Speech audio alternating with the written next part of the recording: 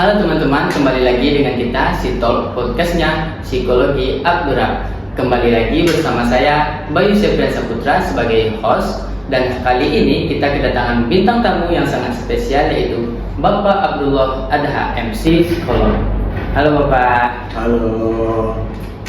Nah, kalau gitu tanpa memperpanjang waktu, mari kita tanya langsung saja latar belakang dari Pak Abdullah Adha. Ya.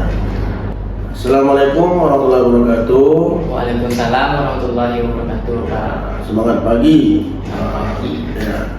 Perkenalkan, nama saya Abdullah Adha, spesialis dosen psikolog. Ya. Saya dulu S1 di Universitas Riau, psikologi, S2 di Universitas Ahmad Dahlan Jakarta, sekaligus mengambil profesi psikolog di Universitas Ahmad Dahlan Jakarta. Sekarang punya keseharian sebagai dosen di Universitas Abdurrahman. Selain itu juga sebagai seorang pengalik di Majelis Dakwah Islamiyah Kota Pekanbaru atau dikenal dengan MDI Kota Pekanbaru. Dan saya sebagai Ruqyah di berbagai rumah sehat. Ada juga sebagai praktisi timbul kemawi dan lain sebagainya.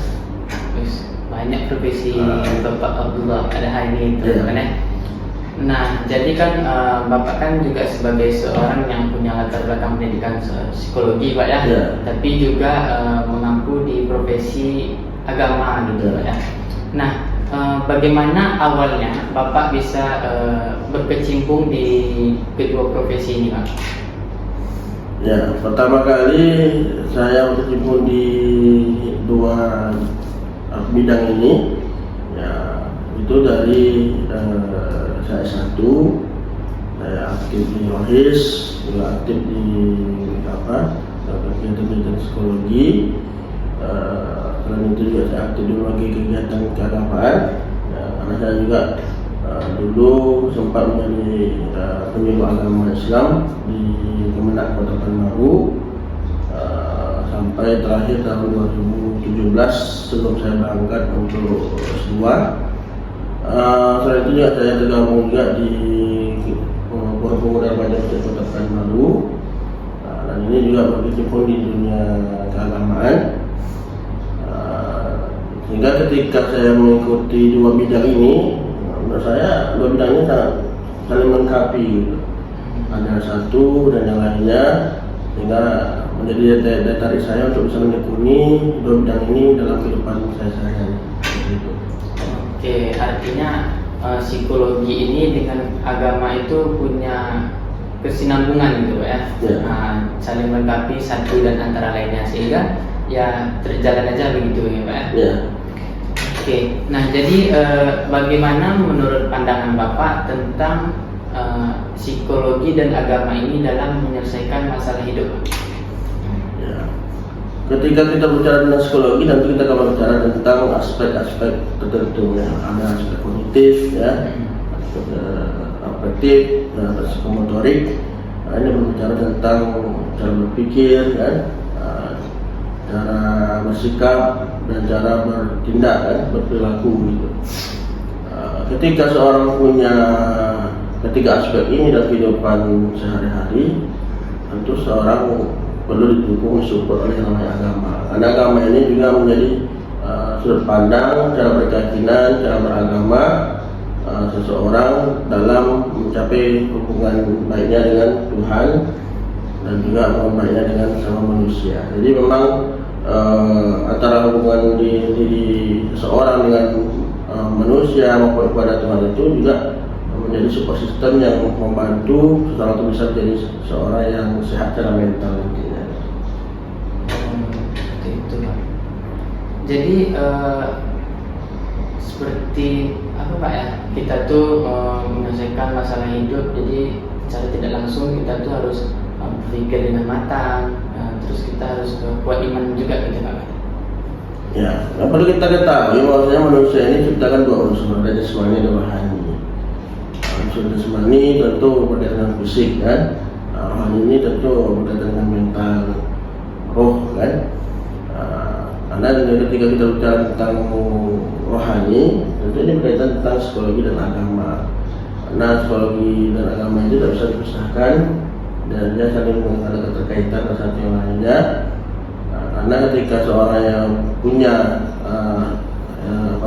gejala kejiwaan, tentu nanti akan bisa diterapi, diobati, disembuhkan dengan yang namanya nilai-nilai keagamaan. Makanya dalam berbagai riset ya antara psikologi agama ini juga punya keterkaitan satu lainnya itu. Ketika seorang punya masalah tentang mentalnya, dia punya trauma masa lalu, itu bisa disembuhkan dengan yang namanya nilai keagamaan. Misalnya ketika dia melakukan terapi Al-Quran kan, kemudian juga sekarang ada metode dalam konseling Al-Quran kan, itu juga menjadi suatu sarana untuk bisa dijadikan sebagai treatment ya, penanganan dari gejala-gejala mental gitu. Makanya ini perlu diterapkan di depan sehari-hari, dan ini juga menjadi solusi ya bagi permasalahan kejiwaan di tengah masyarakat. Oke teman-teman, seperti yang bisa kita dengarkan langsung dari Pak Adaha, bahwa penyelesaian masalah hidup itu dapat dilakukan dengan terapi Al-Quran salah satu contohnya Pak ya, sebagai salah satu pendekatan antara psikologi dengan keagamaan. Nah, bagaimana dengan ini Pak? Apakah ada konflik antara psikologi dengan agama dalam menyelesaikan suatu masalah? Ya, sejauh pengalaman saya, antara psikologi agama itu bisa dikatakan tidak pernah terjadi konflik gitu.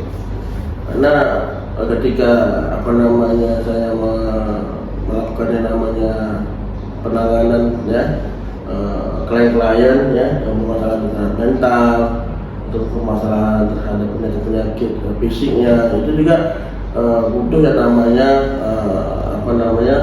solusi-solusi dari terapi psikologi maupun terapi keagamaan gitu. Dan kedua terapi ini bisa menjadi menjadi pendukung ya untuk bisa memberikan solusi kepada klien yang masalah terkait tentang kehidupannya gitu.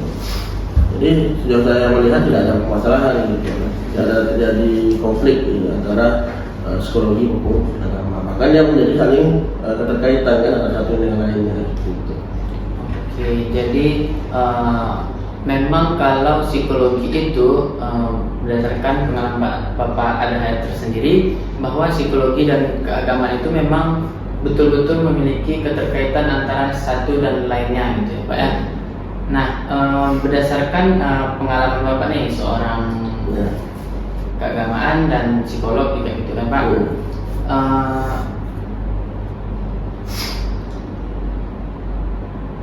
Nah, ada nggak salah satu contoh atau pengalaman Bapak yang bisa diceritakan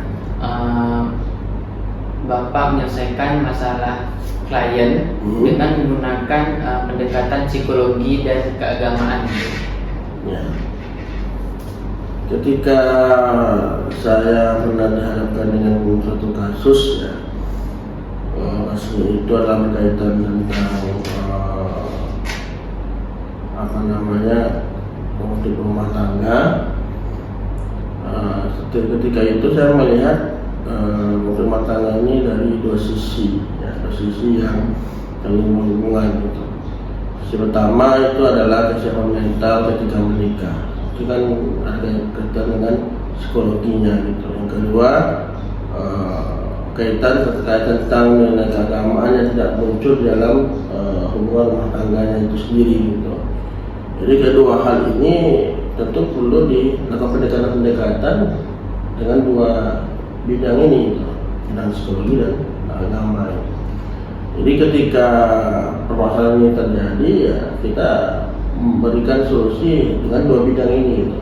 Dan ada terapi psikologisnya, ada terapi keagamaannya gitu. Bagaimana nanti metode yang ataupun teknik yang bisa kita gunakan ketika itu adalah terkait tentang teknik konseling kan gitu.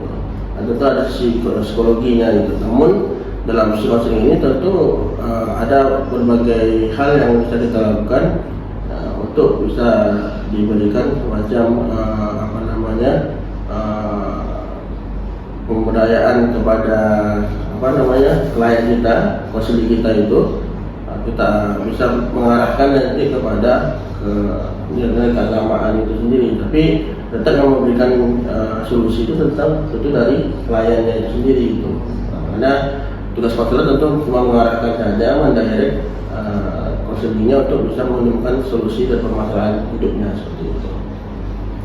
Oke, cukup menarik ya pengalaman yang diceritakan Bapak kita, yaitu tentang salah satu contoh kasusnya itu permasalahan rumah tangga. Jadi berumah tangga itu bukan masalah yang di awal saja gitu Pak, tapi di sebelum-sebelumnya gitu Pak ya, kesiapan si pasangan gitu Pak ya.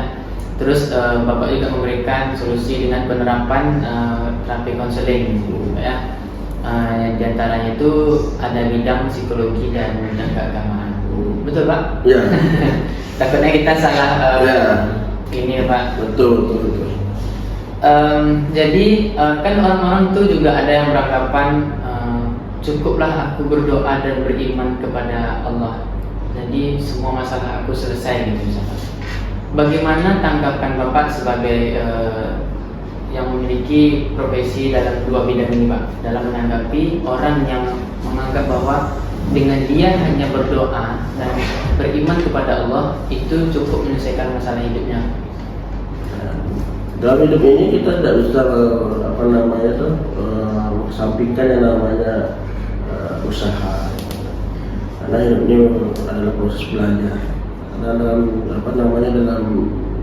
teori psikologi pun juga kita mesti melalui tahapan-tahapan belajar gitu kan. Makanya dari aspek kognitif kita ada proses belajar, sampai aspek afektif juga ada aspek teori belajarnya, sampai nanti aspek psikomotorik juga ada aspek teori belajarnya juga gitu. Semuanya itu ada proses belajar semua itu, dan semuanya itu tidak ada hal yang instan gitu kan. Sedangkan dalam hal kita memiliki mie instan saja, itu ada prosesnya gitu. Mau makan mentah pakai proses, mau dimasak pun ada prosesnya, mau dibeli pun nanti bagi GoFood ada prosesnya gitu. Jadi semua itu ada prosesnya gitu. Makanya dalam hidup ini ya kita menjalani proses-proses itu sendiri gitu. Ada tahapan yang kita lalui itu. Makanya dari proses pengembangan diri manusia pun ada proses juga itu. Tidak mungkin langsung kita masuk fase remaja gitu kan, tanpa kita melalui fase anak-anak dulu kan. Makanya semua tahapan itu harus kita lalui dari fase anak-anak, remaja, dewasa sampai kita lanjut usia nanti gitu. Jadi semua itu butuh proses gitu. Makanya kalau hanya tinggal kita berdoa saja tapi tidak ada usaha, ya itu sama saja bohong gitu. Karena pada dalam nilai-nilai keislaman, agama Islam saja itu kan diajarkan iya karena abudu, iya karena saya. Ya itu. Kita diberitakan apa? Hanya kepada kami menyembah, hanya pada minta tolongan itu. Jadi tidak hanya minta saja, tapi tidak ada usaha untuk menyembah Tuhan gitu. Jadi saatnya kita ketika kita meminta berdoa, harusnya apa diiringi dengan usaha. Apa usaha kita doa? Yaitu adalah ibadah gitu. Dengan sholat, ya kan, puasa dan seterusnya gitu. Itu yang termasuk adalah suatu penyembahan seorang hamba kepada Tuhannya gitu. Dan ini masuk sisi agama gitu. Jadi tidak bisa langsung kepada hanya sekedar doa saja itu, tapi tanpa ada usaha, tanpa ada ibadah yang dilakukan terhadap Tuhannya gitu. Jadi ini harus diiringi antara dua hal ini supaya betul-betul bisa dirasakan dampak positif dalam kehidupan sehari-hari seperti itu. Nah, jadi begitu teman-teman. Jadi kalau kita hanya sekedar berdoa dan percaya atau beriman saja itu tidak cukup jika tidak diseimbangi dengan usaha gitu kan. Nah, ada nih Pak, bagaimana, apakah ada prinsip-prinsip di psikologi yang tertera di dalam ajaran Islam sendiri Pak? Psikologi yang tertera dalam Islam sendiri. Ya. Kalau dalam Islam kan kita diperintahkan untuk mengelola jiwa, ya kan? Jiwa itu ya tentu dari aspek kognitif tadi, afektif, psikomotorik gitu. Makanya dalam Islam kan jelaskan nafsu wa masawaha falamaha fujuraha wa taqwa qad man zakaha wa qad khaba man dasaha. Asy-Syam ya, 9-11 itu. Yang mana menjelaskan bahwasanya Tuhan itu atau Allah itu bersifat demi jiwa serta penyempurnaannya itu. Sungguh beruntung orang yang membersihkan jiwanya, kemudian orang mengotori jiwanya. Dan Tuhan itu mengilhamkan dua potensi kepada kita. Apakah kita jadi orang baik atau orang buruk, orang benar atau orang salah, orang yang fujur atau takwa. Nah, itu kan menjadi potensi yang diberikan oleh Tuhan kepada diri manusia dan jiwa manusia itu sendiri gitu. Nah, makanya sebenarnya dari agama Islam itu sendiri itu juga mengajarkan bagaimana kita mampu untuk mengendalikan jiwa kita sendiri gitu. Nah, tentunya ini berkaitan tentang psikologi gitu kan.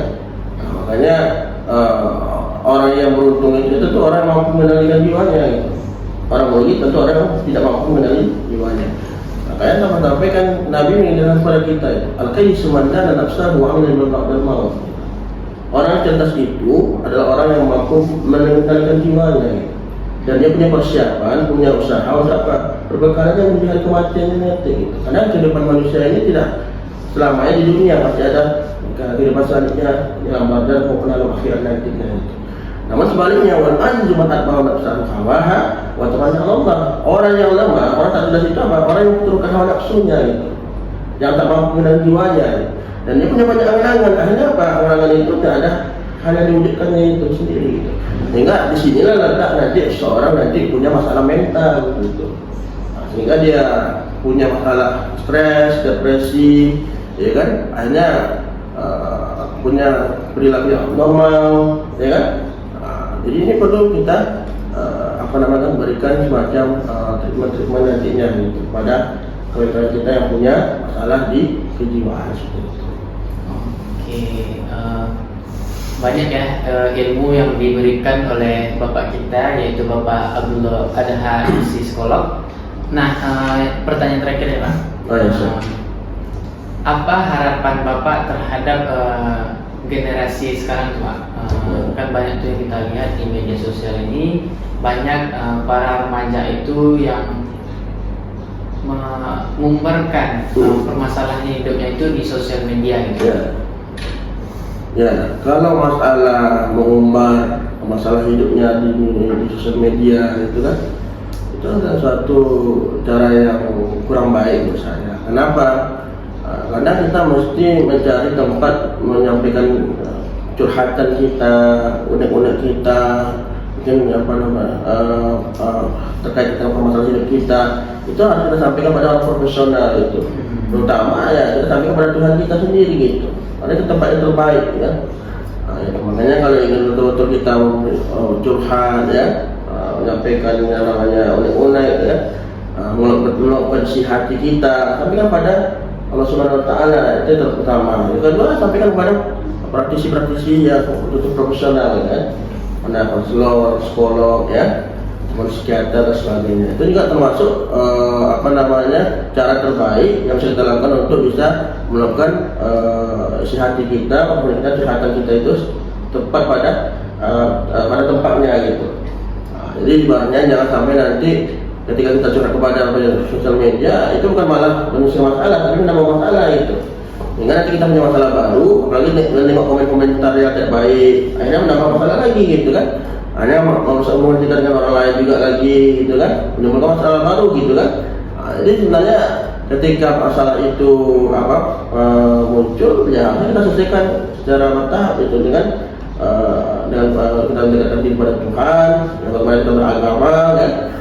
Terus juga kita curhat juga pada profesional tadi, pada sekolah, konselor maupun psikiater itu. Karena memang dalam hidup ini yang punya prinsip itu, masalah itu akan tetap jadi masalah kalau kita tetap memasalahkan gitu. Jadi dalam kehidupan ini ya kita jangan banyak memasalahkan masalah gitu, tapi kita cari solusinya gitu. Setiap hari itu pasti ada masalah terus gitu. Ketika kita mau tidur ada masalah, mau tidur ada masalah, ya kan? Mau mandi pun ada masalah gitu, ya kan? Nanti ketika mau sarapan ada masalah, mau berangkat kuliah ada masalah, kapanpun ada masalah. Ada masalah sampai kita mati ada masalah. Jadi masalah itu ada selalu. Jadi ketika masalah itu tidak selesai satu hari, pasti menumpuk di hari kedua, ketiga, dan seterusnya gitu. Makanya kenapa orang overthinking itu kan masalah itu tumpuknya terus. Kenapa emosinya itu tak bisa terkontrol? Karena itu emosinya itu muncul karena masalah itu tumpuknya di hati, yang dipendamnya terus gitu. Sehingga masalah itu luar biasa sekali itu, berdampak kepada jiwanya sendiri gitu.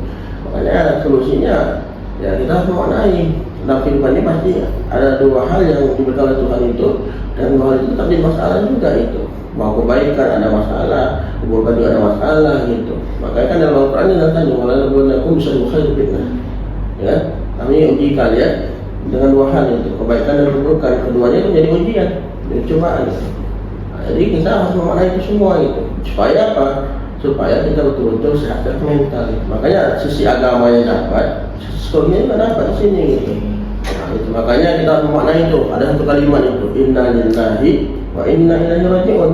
Sehingga kita ini ada milik Allah, sehingga kita akan kembali pada Allah. Jadi hidup ini ya hanya sementara gitu.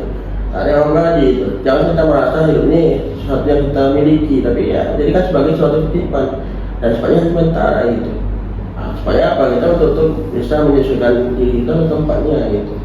Karena menurut saya orang yang betul bisa mental itu adalah orang yang mampu menyesuaikan dirinya dengan lingkungannya gitu. Dan dia mampu untuk mengatasi masalahnya bertahap demi bertahap gitu.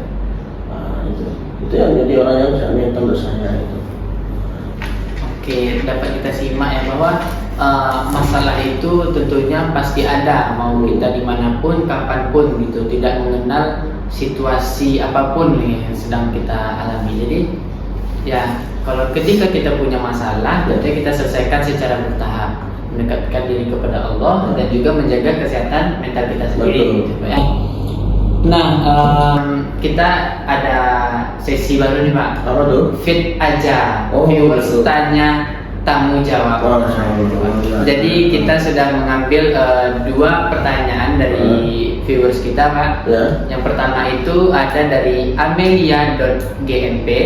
Pertanyaannya itu Pak, kalau kita lagi stres itu sebenarnya karena jauh dari Tuhan, tetapi ternyata bukan itu masalahnya. Nah, apa nih maksudnya? Jadi stres itu tidak selalu berkaitan tentang jauh dari Tuhan gitu. Kadang ada juga kita stres itu karena masalah kita sendiri gitu, yang belum terselesaikan gitu. Apakah masalah di masa lalu, kan, ataupun masalah traumatik, kan, ataupun ada masalah di masa kini, masa sekarang gitu kan, yang belum terselesaikan gitu. Nah itu jadi problem yang mempengaruhi dari kehidupan kita sendiri, sehingga ada masa stres. Misalnya kita melakukan yang namanya penundaan pekerjaan, ya, prokrastinasi, kan. Nah, kita tunggu satu waktu itu buat kita stres juga, gitu. Atau ada tugas yang belum terselesaikan, itu buat kita stres juga, gitu kan. Atau kita ada masalah dengan orang tua, tapi nggak masalah, ada juga stresnya, gitu kan. Ada masalah dengan pasangan, kita stres, ada teman, ya kan, sahabat, itu juga kita stres gitu. Jadi pada faktor yang membuat kita stres, itu makanya perlu kita diagnosa dulu, ya, apakah kita stresnya itu karena diri kita, permasalahan kehidupan kita di masa sekarang, atau masa lalu kita, ya.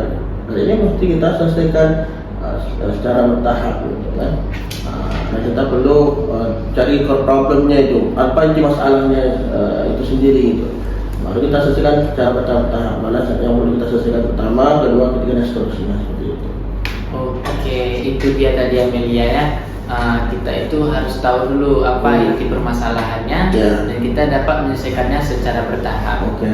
Oke, pertanyaan kedua dari viewers kita yaitu dari FTR_Ananda.